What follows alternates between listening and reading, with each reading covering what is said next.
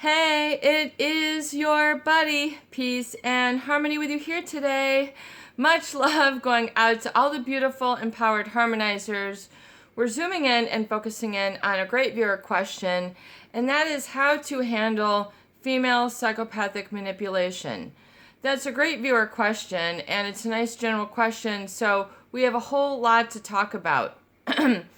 And realize that this, no matter where you're at in the journey, once you've experienced a relationship or an encounter with a psychopath, there might be some maintenance even as you advance along your path of healing and learning, because there is going to be a testiness to this sort of individual, as well as your experience with them and understanding what you've gone through, so you can make sense and sort of make an emotional map outside of the danger zone, outside of the emotional swampland, outside of that emotional minefield that they will plant.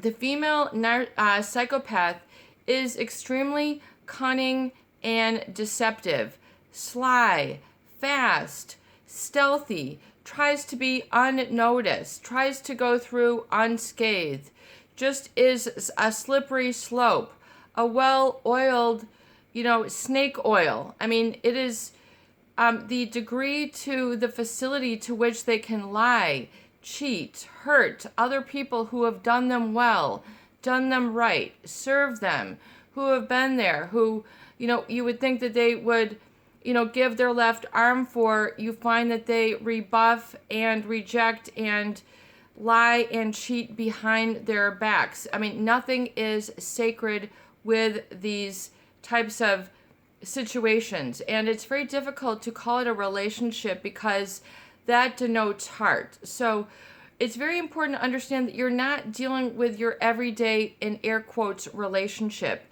You're not dealing with an individual, and you're not really dealing with a human being or person. You are dealing with a persona or a mask.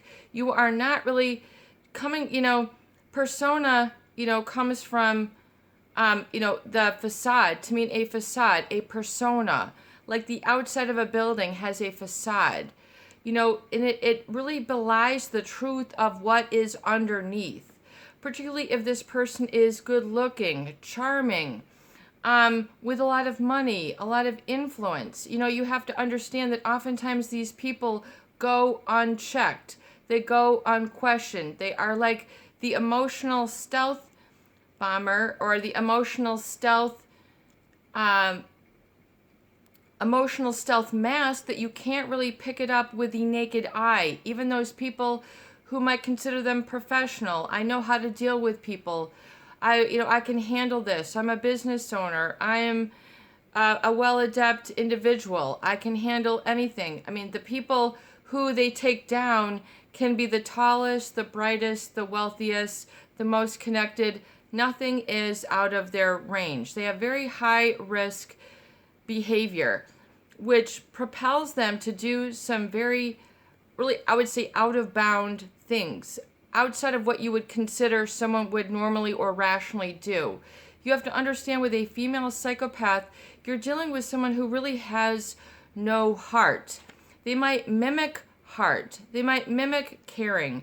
They might say and do, in air quotes once again, all the right things. These people can act their way through anything like a well-oiled fish. It is very difficult to get a grip on them. You might not even feel that you have a handshake with them. You might not feel that you have a real hug, a real connection, that there's something off. You don't know quite what it is. You might be interpreting it for the positive. So you might make that error. You might make that error of judgment. You might be targeted. You might be fooled. You might be deceived. You might be under their grip. And when I say grip, I use this in no light terms.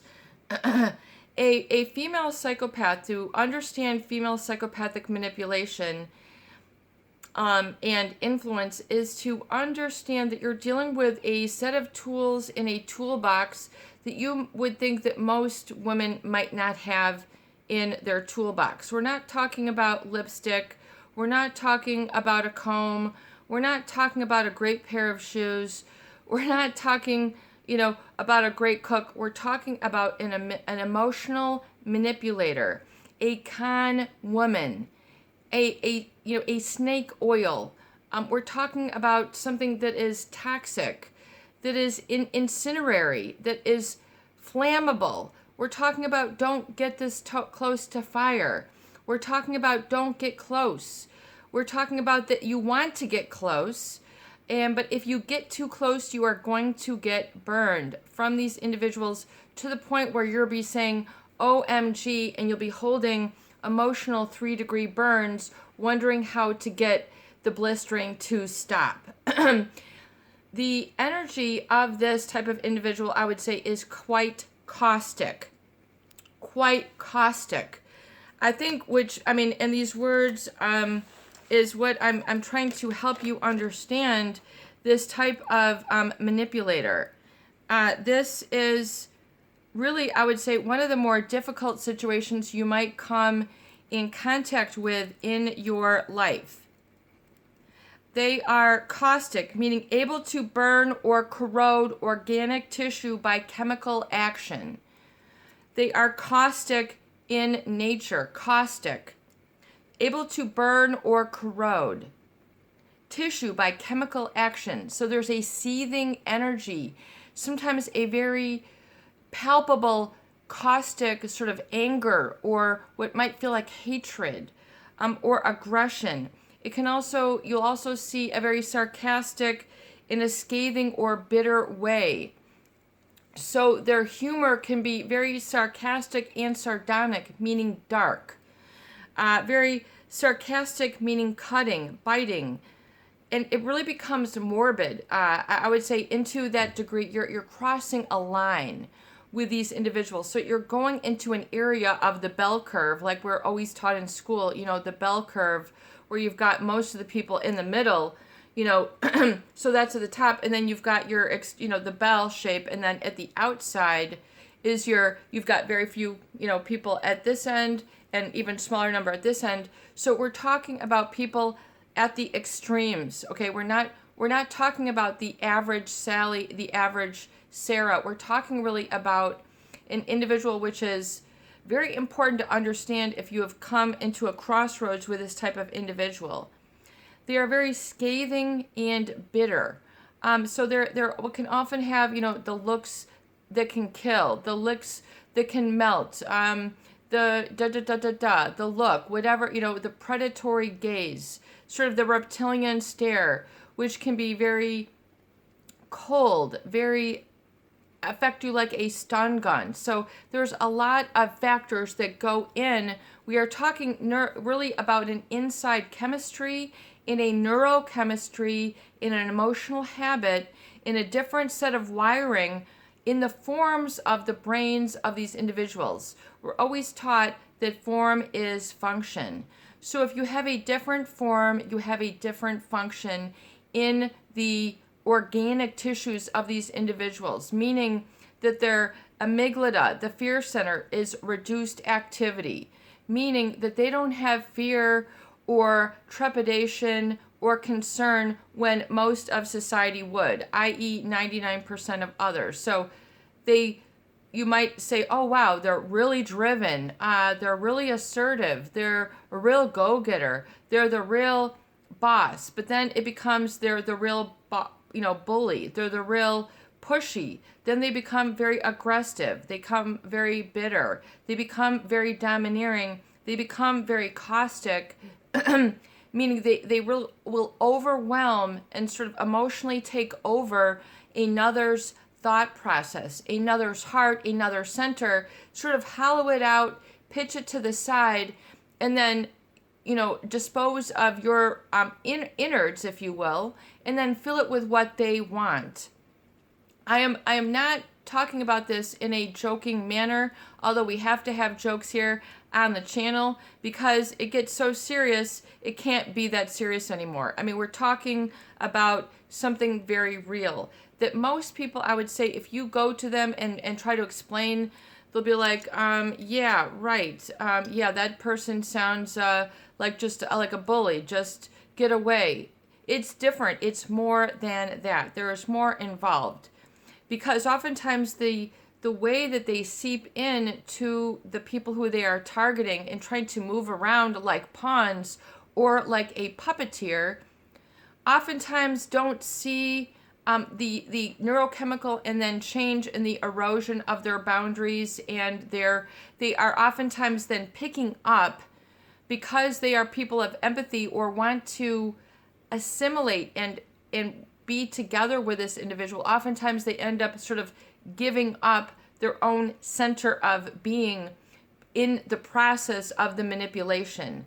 This is how they target. It's a very complete targeting. It's a very complete scoping out and sizing up of others, sussing others up, giving you the once over, giving you the two over, those looks that they will manipulate with. Oftentimes, and they have used this time and time again, and then as they get older, their repertoire of manipulation grows, their toolkit grows, their stealthiness and their indetectability will usually get even more advanced and even get closer to crossing the line. And these are people unequivocally that you cannot get close to.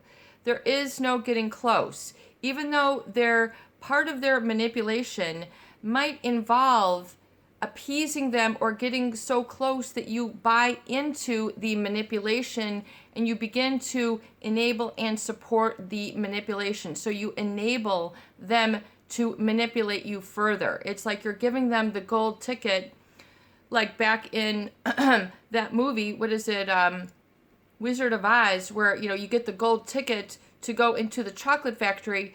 They will then sort of give you what you feel is your golden ticket to being in this love relationship with them, when oftentimes that couldn't be further from the truth.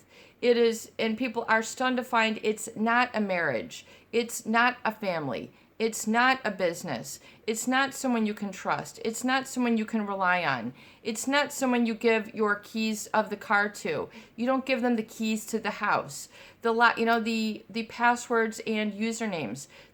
But you'll find that these people will oftentimes do these sort of tactics, especially in the beginning. The sob story. I mean, we could talk about this through a series of hundreds of videos, because I understand the depth to which this occurs and the many multifacets that encompass a manipulator that you see in the female psychopath. So especially in the beginning, a sob story, poor, pitiful me, is usually how a psychopath will get their targets, the people who they are scoping out, to lay down their guard, lay down their defenses, not have their guard up, i.e. not notice and have a distance of perspective for what's going on.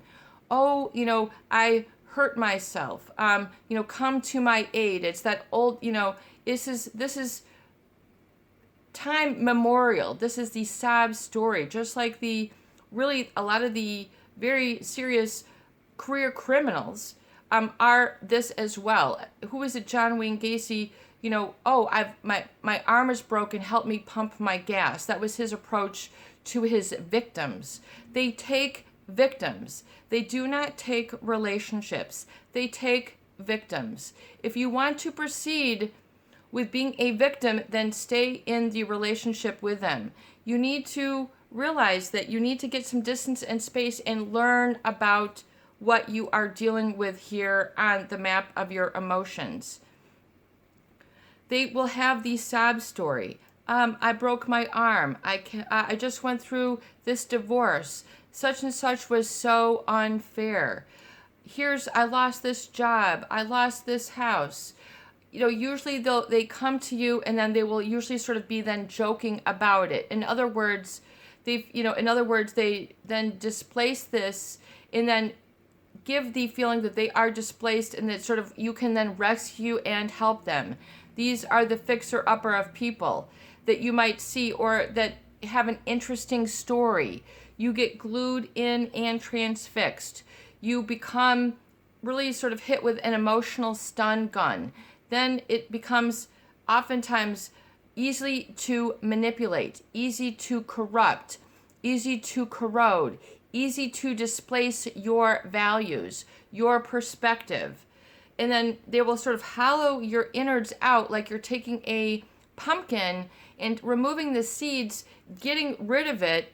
And that means your I am, your strength, your integrity, your value, what you stand for, what you work for, your authentic self. They hollow that out and then stuff it in like a stuffed mushroom or a stuffed green pepper, fill it in with whatever filling they want to get you to bend and fall over to their whim, to their desire, whatever it is. They will weaken and break people down. But oftentimes the weakening is paired with, is coupled with a sort of affection, oh my gosh, you're so wonderful, sort of compliments, whatever it is that you have a soft spot for. You'll find that this person will be making, like let's say that you love a home cooked meal. This person might start cooking. They might start doing your bills. They might start painting your house. They might start treating you like a man. They might telling you all sorts of manly things about you. Ego strokes through the roof. You feel that you could basically go around Jupiter and back. You are so high. You are so jacked up, jacked sideways, so excited when you met them, giggly, euphoric. You're on the Kool-Aid. You are on the psychopathic Kool-Aid. You are drinking the Kool-Aid. This is to understand the female psychopathic manipulation. We could do a series of hundreds of videos on this. I could, because of the degree of severity and harm, destruction, devastation that happens to innocent people, innocent families, innocent communities. I mean, it just goes on and on to the macro.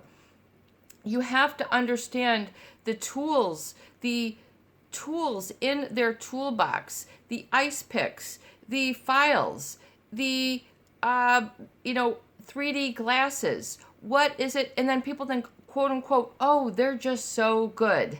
So the confusing thing is oftentimes then other people who have not been chosen for victimization will maybe just continue with their ego strokes. So you will not find that you have a good support system with those communal others because they don't see it and they've been manipulated not to see it. So they pick and choose the people who they victimize, and those people get to see a little bit more than other people. There is so much to this. Scathing. We're talking about very deep, sort of nail gripping, nail scratching, sort of incendiary comments, behaviors, treatments, and the way that they rebuff. I might be using a lot of words that you are not familiar with. We are here to educate and help you to articulate your relationship experiences so you can put yourself back together again like a broken puzzle, like a shattered vase that's just been knocked off the table and someone goes, ha, ha, ha. Look at you, you are all in pieces on the floor. How did you get there? And they're going like this. I mean, this is what they do. They will knock you down and look at you in bewilderment and despair and shock and awe. And they know then, this is when it gets good for them. As it gets worse for you, it gets better for them. This is sort of a polar opposite, a polar end of the relationship spectrum. You have to understand you're dealing with some of the outside of the bell curve on this. The scathing, I mean, this is just what we need to understand. So scathing, meaning to be witherly, scornful, severely critical. So this is what can be devastating. This can be blistering. These are the other adjectives that are in alignment with this experience. So we're describing a very specific class and type of individual, an antisocial individual. Not that they're against being social. They can be very social, but antisocial meaning interspecies predator, meaning they take victims. They don't just take targets, they take victims. They are severely critical. I mean, getting into the guts, twisting and turning it, putting it into a butterfly knot, and leaving you there to try to undo the good old-fashioned Girl Scout knot that you did not learn in Cub Scouts. I mean, they try to twist and turn your thoughts into a pattern that oftentimes people cannot resolve and work out for themselves. Same thing with the physiology. They get people into a worked up state, a broken down and weakened state. They knock you off just like the vase, swap, like, and then you're on the floor in a million pieces. Ha ha ha, how did you get there? And then they're like this. I mean, so the scathing, meaning it is from the gerund harm or injure, to damage or destroy by fire or lightning. We're talking about words that have a history. We're talking about its origin from the Old Norse, the Dutch. Love it. And from the German Schaden, which means to scathe, is from to scathe, to injure, to harm by fire. So this is not just to hurt by hitting, this is to hurt by fire. We're talking about a high temperature sort of chemical that is within the physiology of this individual who is really heartless, but the heat, do you see how there's these contradictions? It's like the icy hot. It's like the jumbo shrimp. It's a very confusing dichotomy of feelings that you will experience within one individual. I mean, it is very important that you understand this. From the Old Norse skadi, noun, related to the Dutch and German Schaden, you have to understand to hurt by fire or lightning. So do you understand the energy that we are talking about?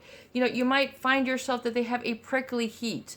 They have a warm or passion about them that you find that was all engulfing. So it's important to understand not only the breakdown. We could talk about this in so many stages, but I want to kind of give you a nutshell. And to understand that when you try to then come back, you will constantly be rebuffed from this caustic, corrosive attitude, mindset, personality. Caustic, able to burn or corrode by chemical action. Have you ever had a hurt by a battery acid or understand what is a toxic substance? We're talking about something that is toxic. And when you get too close, when you're getting close, that's when the victimization will damage even more. So as you get closer, you're getting closer to that caustic. You're getting closer to that cutting and biting sense. Caustic. And also to understand what rebuff means. Meaning they will constantly then reject in an abrupt or ungracious manner when they really begin to devalue and discard and create a unique communication system that is unique for them, and then intertwine other people to then communicating in their specific way, if you will. The psychopathic indoctrination, if you will. The female psychopathic manipulation play cards or game book that is part of ego stroking, once again with the sob story or that very alluring, charming, overwhelming sex appeal is also part of a manipulation from a female. using their curves, using their wiles, using their willies, the wild oats, whatever it is, you might find that then men are oftentimes then flattered or feel complimented by being in the presence of this woman. So they might feel that this person makes them feel good, look good. This woman is a trophy. This woman is like no one I've ever experienced before. I can't believe they did this for me. I can't believe they had this background. Do you see? I mean, you have to understand in your own journey looking back on your own emotional map, what were the ways that you got broken down? Who were the flying monkeys? Who were the other people who did the bidding? What other things did you hear that kept your manipulation or sort of that stun gun feeling that allowed you to tolerate this either extreme pleasure or extreme pain for too long? And the active important thing is to understand the extreme. We're talking about really an outside of the usual emotional repertoire that you might get with a female. You might not think that this could even be combined, like oil and water. It don't mix. Oftentimes people are surprised that all this can't exist within a female. I didn't know that this existed. I didn't know that they made these. It's one of these sort of experiences. Also the rebuffing, when you try to have a comeback or be yourself, to keep a check and balance in the relationship. Why didn't you text me? Where were you? Just normal, ordinary things. When they're, maybe you're catching them in their pattern of pathological lying. They will use then a very specific tactic, which I hope you understand, is that to rebuff others. From the Italian which means